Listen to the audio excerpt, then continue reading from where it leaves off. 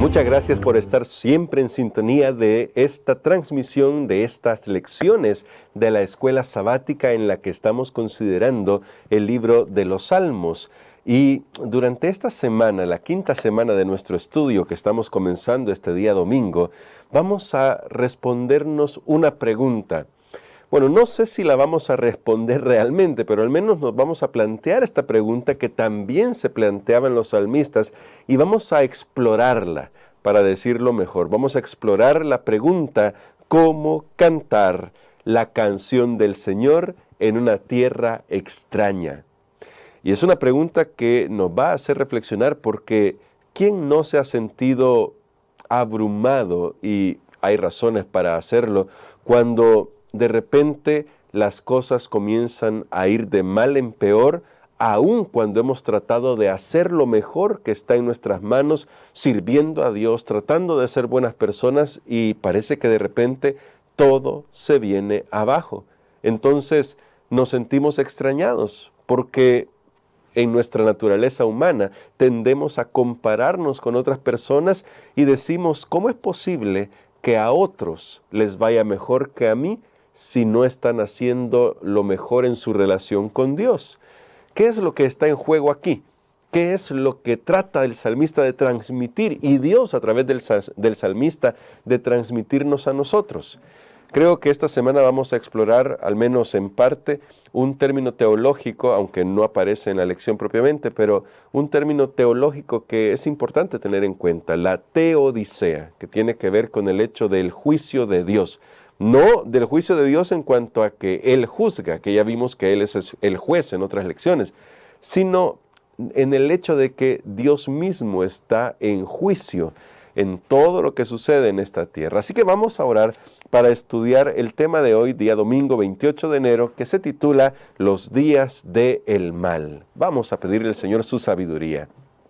Padre Santo, necesitamos tu ayuda para poder explorar este tema sin caer en el facilismo de decir, bueno, como Dios lo sabe todo, entonces Él está permitiendo que estas cosas sucedan, y sin implicar ahí nuestro corazón realmente, pero tampoco irnos al extremo de pensar que tú nos has abandonado o que te has olvidado de nosotros. Ayúdanos a tener un equilibrio que nos permita a vivir, que nos permita aprender a vivir, quiero decir, en este mundo tan injusto, con la conciencia de que tú estás al control en todo momento. En el nombre de Jesús lo pedimos. Amén. En el día de hoy vamos a explorar esto que tiene que ver con qué sucede cuando el mal comienza a ganar. ¿Qué sucede cuando a nuestro alrededor parece como si el mal fuera el que va a persistir, el que va a derrotar todos los planes de Dios? Vamos a leer algunos salmos. Vamos a comenzar con el Salmo 74. Y en estos versículos espero que nos hagamos la pregunta, ¿qué es lo que está en juego en realidad acá? Vamos a ir al Salmo 74 y vamos a leer los versículos del 18 al 22. Y aquí dice así, en la versión que yo tengo, que es la versión Reina Valera 95, dice de la siguiente manera. Dijimos Salmo 74, versos 18 al 22. Acuérdate de esto, que el enemigo ha afrentado a Jehová y un pueblo insensato ha blasfemado contra tu nombre. Está el salmista hablando con Dios. No entregues a las fieras el alma de tu tórtola o el alma de tus tórtolas, dicen otras versiones, pluralizando para referirse a todo el pueblo de Israel. No olvides para siempre la vida de tus pobres. Mira el pacto, dice el salmista, porque los lugares tenebrosos de la tierra están llenos de habitaciones de violencia. No vuelva avergonzado el abatido, el afligido y el menesteroso alabarán tu nombre. Levántate, Dios, aboga tu causa, acuérdate de cómo el insensato te insulta cada día. Ten en mente estas ideas que aparecen acá, porque ya volveremos con esta pregunta. ¿Qué es lo que está en juego aquí? El Salmo 79, versos del 5 al 13, dice de la siguiente manera. ¿Hasta cuándo, Jehová? Hago un paréntesis acá. ¿Recuerda esta pregunta usted? El ¿hasta cuándo?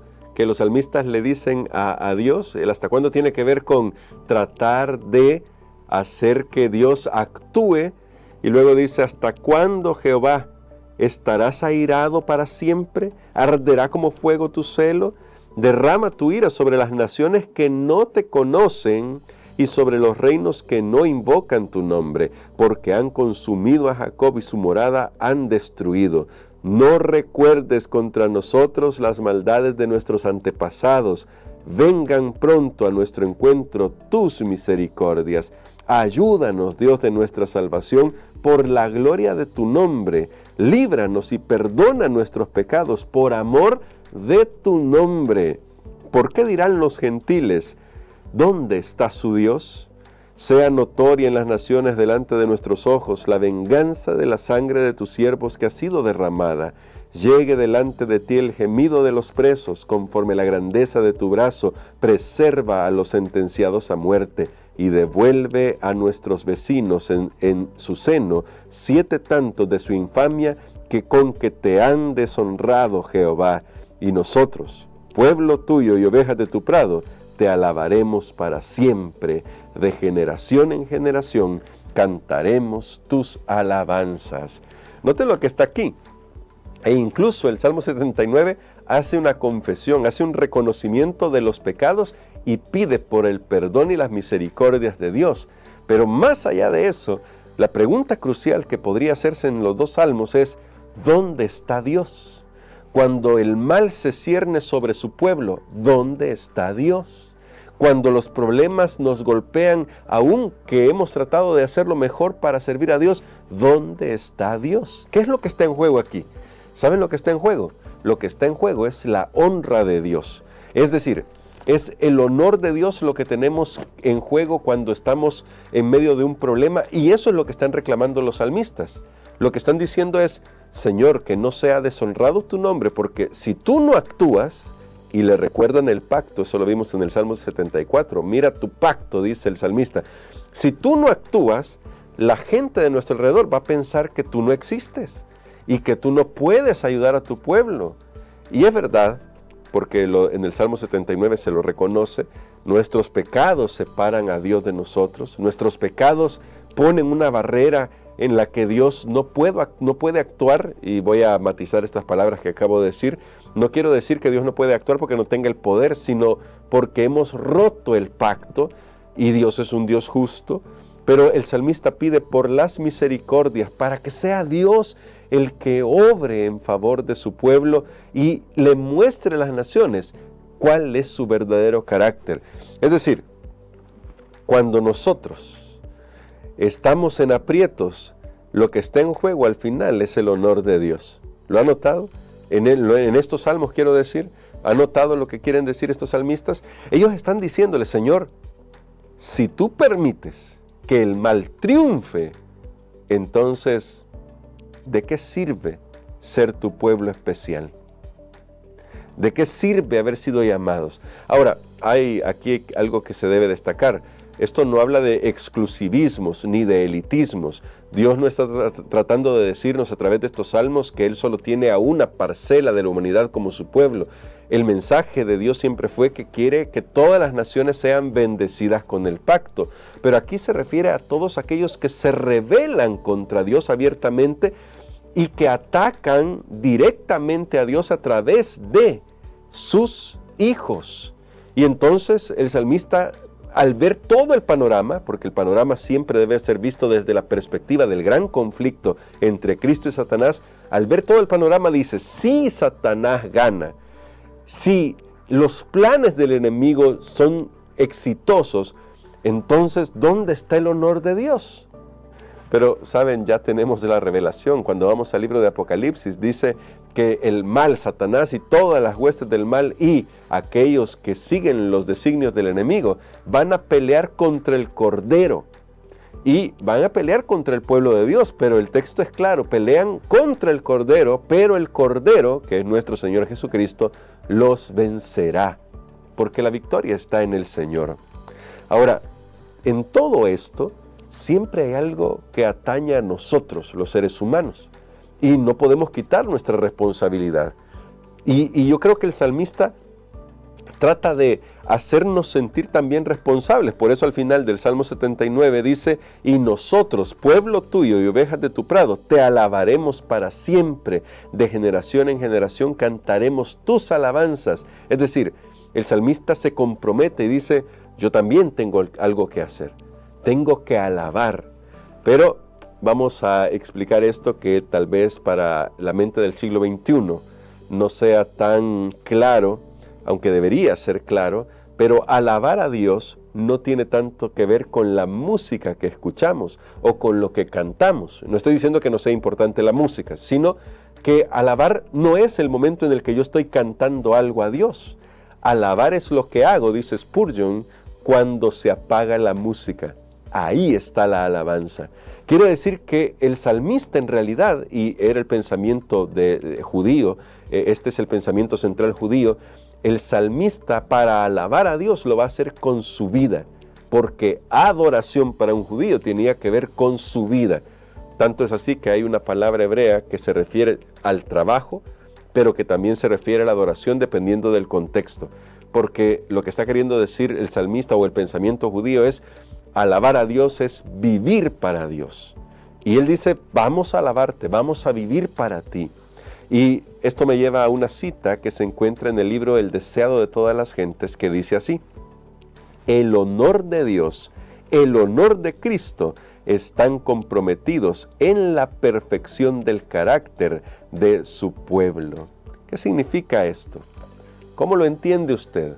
No nos vayamos al legalismo. Esto se refiere simplemente al hecho de que aquellos que son leales a Jesús, viven para Jesús, independientemente de las circunstancias que enfrenten, y están dispuestos a confiar en Dios en toda circunstancia. La perfección del carácter del pueblo de Dios tiene que ver con una madurez espiritual que les permite imitar a Jesús en la vida, porque alabar, dije antes, es vivir para Cristo, es vivir para Dios. Esa es la verdadera alabanza. No mientras estoy cantando, que siempre hay que cantar, pero cantar solamente es una parte de todo, porque, como vuelvo a repetir la cita de Spurgeon que he parafraseado, la verdadera alabanza comienza cuando la música se apaga, cuando nuestra vida se enfrenta a los desafíos cotidianos que tiene que enfrentarse. Ahí está la verdadera adoración. ¿Qué hacemos? ¿Cómo adoramos a Dios con nuestra vida? La gente a nuestro alrededor puede ver la perfección del carácter de Dios en nuestra vida, es decir, puede ver en nosotros un carácter amable, amante, bondadoso, que trata de ayudar al necesitado, porque en esencia ese es el carácter de Dios, el fruto del Espíritu. ¿Puede ver eso la gente en nosotros? ¿Podríamos ser alabanzas vivas a Dios mostrando el carácter de Dios de esa manera? Yo sé que el mal va de mal en peor, y a medida que nos acerquemos a la segunda venida de Jesús, veremos cosas peores de las que ya se ven en nuestra sociedad.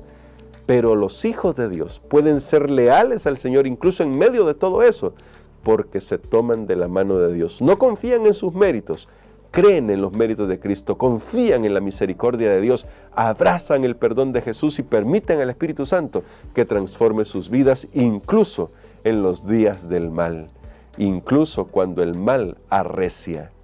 Hoy nosotros tenemos el privilegio de decidir entregarle todo lo que somos al Señor para que Él nos ayude a mantenernos fieles a Él, incluso cuando el mal parece que va ganando, porque al final Cristo ya obtuvo la victoria y vencerá.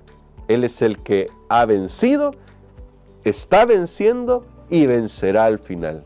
Él es el ganador por excelencia. Únase a Jesús. Vamos a orar. Querido Padre, gracias te damos porque eres bondadoso con nosotros y nos permites la bendición de aprender un poquito más de tu palabra, y te rogamos que nos ayudes a poner en alto tu nombre. No somos perfectos y no podemos en nosotros mismos encontrar fuerzas para vivir tu santidad, pero queremos que tu Espíritu Santo nos conceda el fruto del Espíritu, que cambie nuestros caracteres para que reflejen tu honor, para que reflejen tu carácter, para que exalten tu nombre. Pues lo pedimos en el nombre de Jesús. Amén.